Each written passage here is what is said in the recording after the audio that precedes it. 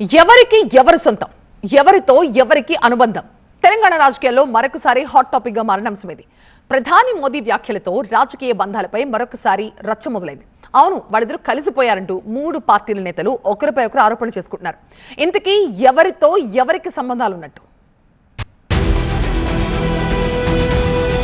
నాతో కలిసి నడవండి, కేంద్ర ప్రభుత్వంతో కలిసి ఉంటే తెలంగాణ లక్ష్యాలు నెరవేరుతాయంటూ హెచ్ఐసిసి వేదికగా సీఎం రేవంత్ కు ప్రధాని మోదీ పిలుపునివ్వడం హాట్ టాపిక్ గా మారింది.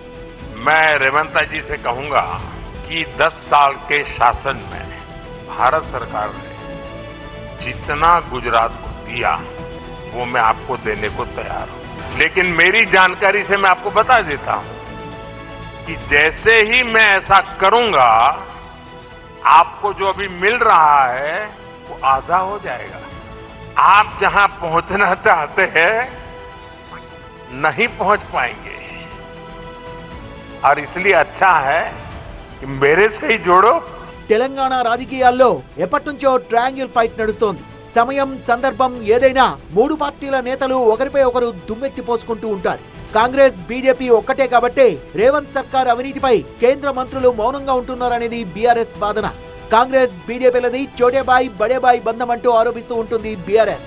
బండి సంజయ్ గారి నోట్లోంచి పొరపాటును కూడా రేవంత్ రెడ్డి గారి గురించి ఒక్క మాట రాదు. ఎందుకు భయం? రేవంత్ రెడ్డి గారిని అనాలంటే, రేవంత్ రెడ్డి గారికి ఏమైనా విమర్శ చేయాలంటే ఎందుకంత భయపడుతున్నారు బండి సంజయ్ గారు? మాకు అన్నీ తెలుసు, టైం ప్రకారం అన్నీ బయటకు వస్తాయి. ఎంత డీప్గా కనెక్షన్లు ఉన్నాయి, ఏం జరుగుతున్నాయి అన్నీ బయటకు వస్తాయి. ఎవరికి సహాయంగా ఉంటున్నారు, సహాయ మంత్రి ఎవరికి సహాయంగా ఉంటున్నారు అన్నీ బయటకు వస్తాయి.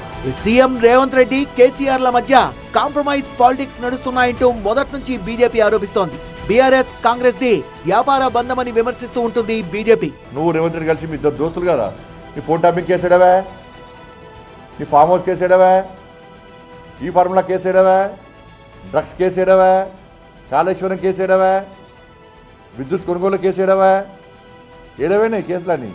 నువ్వు రేవంత్ రెడ్డి ఏం చేస్తూ ఇద్దరు కలిసి? బీజేపీ బీఆర్ఎస్ లది ఫెవికాల్ బంధం అంటూ ఆరోపిస్తూ ఉంటుంది కాంగ్రెస్. కాళేశ్వరం దగ్గర నుంచి ఫోన్ ట్యాపింగ్ కేసు వరకు అన్నింట్లో కూడా బీఆర్ఎస్ నేతల్ని బీజేపీ కాపాడుతోందనేది కాంగ్రెస్ వాదన. మీ లాలూచి లేదని నిరూపించుకోవటం కోసమైనా ఏటీఎం లాగా వాడిన కాళేశ్వరంలో జరిగిన అవినీతిని బయటికి లాగాలి అని మీరే అనేక పర్యాయాలు చెప్పారు. కాబట్టి మీ చేతుల్లో ఉన్న సంస్థ సిబిఐ సంస్థ, ఈ సిబిఐ సంస్థ ద్వారా ఈ రెండు కేసుల్ని ఎమ్మటే విచారణ చేసి దోషులు ఎంత పెద్దవారైనా ఏ లాలూచీలు లేకుండా వారిని అరెస్టు చేయాలని, వారిని శిక్షించాలని, మీ సంస్థలు పని చేయాలని కూడా ఈ వేదిక ద్వారా వారిని ప్రశ్నిస్తున్నాను. మోదీ వ్యాఖ్యలపై స్పందించిన సీఎం రేవంత్ రెడ్డి అభివృద్ధి విషయంలో కలిసి పనిచేద్దామని మాత్రమే మోదీ చెప్పారన్నారు. మోదీ మాటల్ని ఎవరికి నచ్చినట్టుగా వారు అర్థం చేసుకుంటున్నారని, రాష్ట్రాన్ని ముందుకు తీసుకెళ్దామని మోదీ అన్నారే తప్ప తనను కాదన్నారు. అధికారిక కార్యక్రమాల్లో రాజకీయాలకు తావు లేదు.